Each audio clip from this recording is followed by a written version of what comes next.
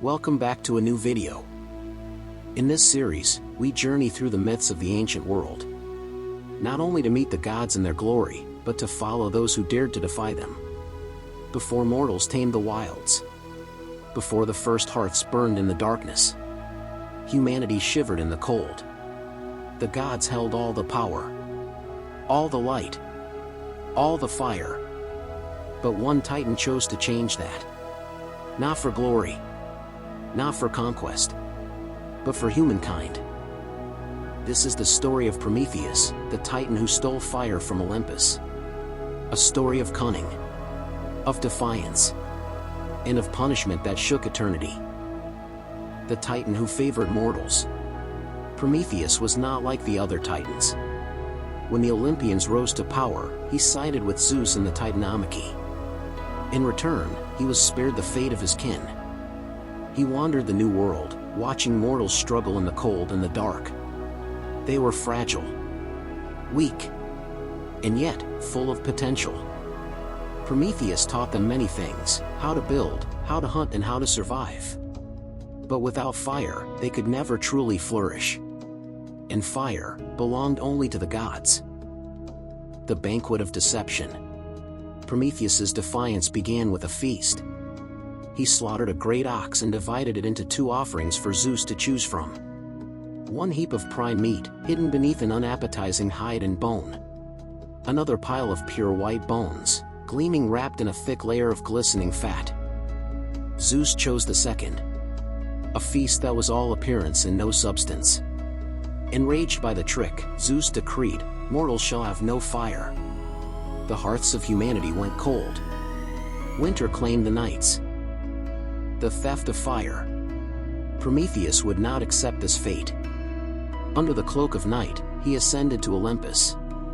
He moved past the shining halls and the watchful gods, and approached the chariot of the sun.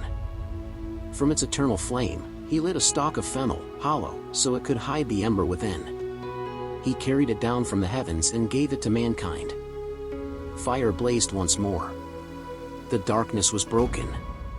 Mortals forged weapons, baked bread, tempered bronze. And the age of civilization began. The wrath of Zeus. When Zeus saw the fire burning in mortal hands, his fury was boundless. First came punishment for humanity. He ordered Hephaestus to shape a woman of surpassing beauty, Pandora. Each god gave her a gift, but also a jar she was told never to open. When she did, suffering poured into the world. Plague, hunger, war, death. Only hope remained inside. Then came punishment for Prometheus himself. The eternal torment. Prometheus was seized by the will of Zeus. He was taken to the desolate peaks of the Caucasus Mountains. Chains of unbreakable adamant bound him to the rock. Each day, an eagle, the herald of Zeus, descended. It tore into Prometheus's flesh, ripping out his liver. Each night, the wound healed. Each day, the torment began again. For ages beyond counting, the Titan endured. Not because he was unbreakable, but because he would not repent. The release. Prometheus's suffering lasted until the Age of Heroes. It was Heracles, son of Zeus, who found him. With an arrow tipped in poison, Heracles slew the eagle. The chains fell.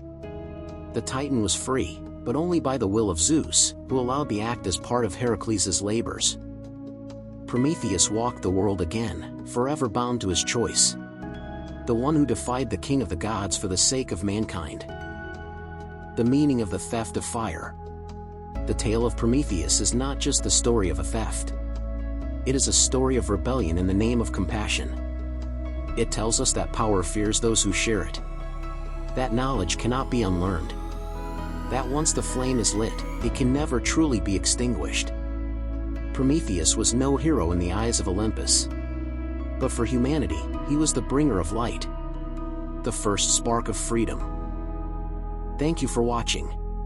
If there's another myth you want us to bring to life, let us know in the comments. And remember, every gift has a cost. Every fire has a price. And every act of defiance leaves a mark on the world.